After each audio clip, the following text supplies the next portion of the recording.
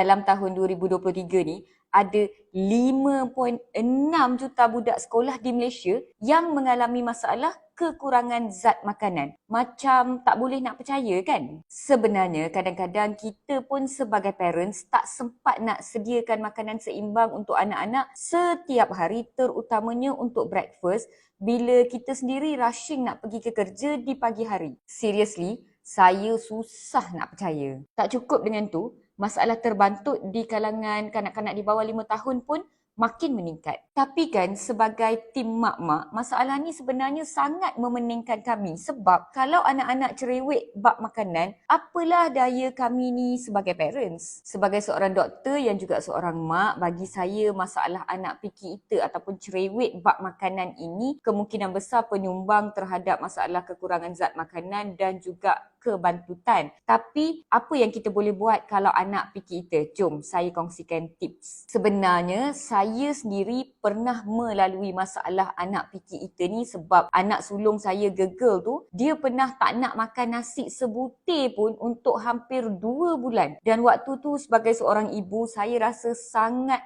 helpless sebenarnya. Namun itu, daripada pengalaman yang saya dah lalui, saya ada tips best yang boleh dikongsikan dengan you all semua untuk pastikan anak dapat zat makanan yang cukup dan tumbesaran yang optimum. Tips pertama untuk pastikan anak dapat makanan berzat yang cukup adalah wujudkan fun meal time. Bentuk makanan yang fun, gunakan colours, gunakan sticks, gunakan semua yang boleh menampakkan makanan tu sangat menarik minat anak nak makan. Malah kalau kita benarkan anak makan sendiri daripada kita mak-mak ni yang suap, sebenarnya sangat membantu untuk anak enjoy meal time dia. Trust me guys, it works wonders. Lagi satu, kalau anak tu dah besar sikit, lebih kurang umur 3 hingga 5 tahun, boleh involvekan anak dalam proses penyediaan makanan. Setakat nak letak stick tu ataupun nak dekor sikit. Bila anak involve dalam penyediaan makanan, dia akan lagi interested nak makan makanan yang dia sendiri dah sediakan tersebut. Tips kedua untuk pastikan anak-anak dapat zat yang cukup adalah bagi anak vitamin yang ada vitamin A, D, E, C, B1, B2, B6, B12 and folic acid untuk melengkapkan pemakanan kanak-kanak dan membantu tumbesaran mereka. Tapi kan kepada parents out there, jangan tertinggal untuk bekalkan anak dengan sumber probiotics yang mencukupi sebab probiotics ni penting untuk menggalakkan bakteria penting dalam usus dan mengatasi masalah penghadaman yang mana sekaligus meningkatkan sistem imun. Saya cadangkan cari yang jenis larut air sebab senang budak-budak nak telan vitamin larut air ni. Lagipun vitamin jenis larut air lebih mudah diserap tau guys. Sebab itulah saya pilih yang jenis larut air.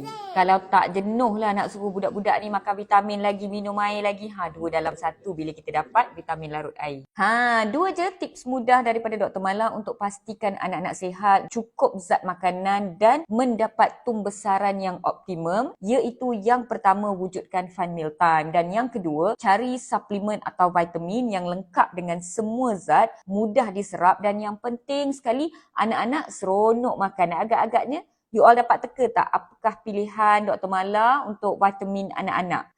Kalau you all ada tips lain untuk handle anak-anak yang picky eater ataupun cerewet dalam bab makanan, cuba share dekat ruangan komen. Mungkin kita boleh belajar sama-sama.